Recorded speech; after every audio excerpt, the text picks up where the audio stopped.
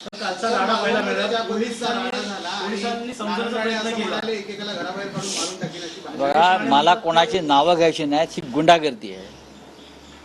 मालवणात काल जे झालेलं आहे, सिंधुदुर्ग किल्ल्यासमोर, राजकोट किल्ल्यासमोर, सर्जेकोट किल्ल्यासमोर,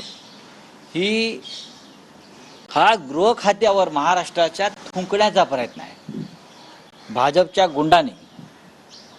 बरं का, त्यात कोणी आमदार असतील, खासदार असतील, मला त्यात पडायचं नाही. पण देवेंद्र फडणवीस गृहमंत्री म्हणून त्यांना लाज वाटली पाहिजे की ते पोलिसांना सन्मान देऊ शकले नाहीत, पोलिसांची प्रतिष्ठा राखू शकले नाहीत, पोलिसांना संरक्षण देऊ शकले नाहीत. खुलेआम भर रस्त्यावर पोलिसांची मध्ये फाडण्याचा प्रयत्न झाला. फक्त आता पोलिसांवर तिथे हल्ले करण्याचंच बाकी होतं.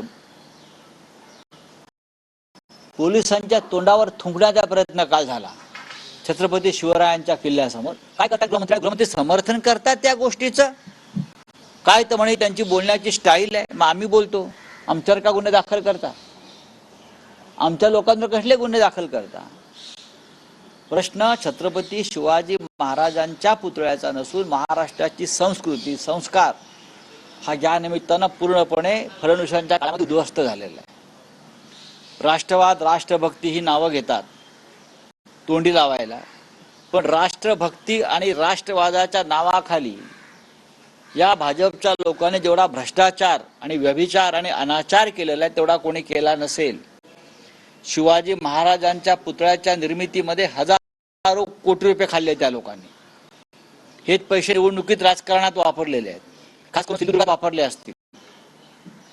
इथे INS विक्रांत युद्ध नौका, भारतीय युद्ध नौका विक्रम केला युद्ध जिंकण्याचा 1971चा बांगलादेश. त्या युद्ध नौकेच्या व्यवहारात सुद्धा वाचवण्याच्या नावाखाली भारतीय जनता पक्षाने पैसे खाल्ले 58 कोटी रुपये. हा चोर इथेच बसलाय मुलुंडला, त्याला वाचवण्यासाठी हे देवेंद्र फडणवीस गृहमंत्री होताच पहिली सही कशाला केली असेल तर INS विक्रांत घोटाळ्याची चौकशी बंद करण्याचा. हे चोरच आहेत ना, हे चोरच आहेत. ह्यांच्यावरती काय विश्वास ठेवायचा, यांनी देशात विकून खाल्लेला आहे. त्याच्यामुळे शिवाजी महाराजांच्या संदर्भात भारतीय जनता पक्षानं केलेलं कृत्य हे अधम आणि नीच आहे. शिवाजी महाराज असते अशा लोकांना कडेलोट केला असता. आणि म्हणून आम्ही 1 तारखेला ह्यांना जोडे मारा आंदोलन, उद्धव ठाकरे साहेब, माननीय शरद पवार, नाना पटोले, काँग्रेसचे इतर नेते अख्ख्या राज्यभरामध्ये हे आंदोलन सुरू राहणार. हा निर्लज्जपणाचा कळस आहे. काल जो मालवणला प्रकार झाला, गृहमंत्र्यांना शरम वाटली पाहिजे. हे सगळं पाहताना काय प्रकार आहे. पोलिसांना तुम्ही शिव्या घालता भर रस्त्यावर, पोलिसांची कॉलर पकडता.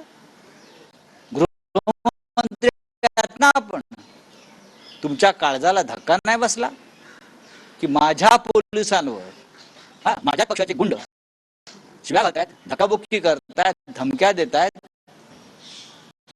काय चाललं या राज्यामध्ये? ही कायदा सुव्यवस्था, राष्ट्रपती काय करतायत?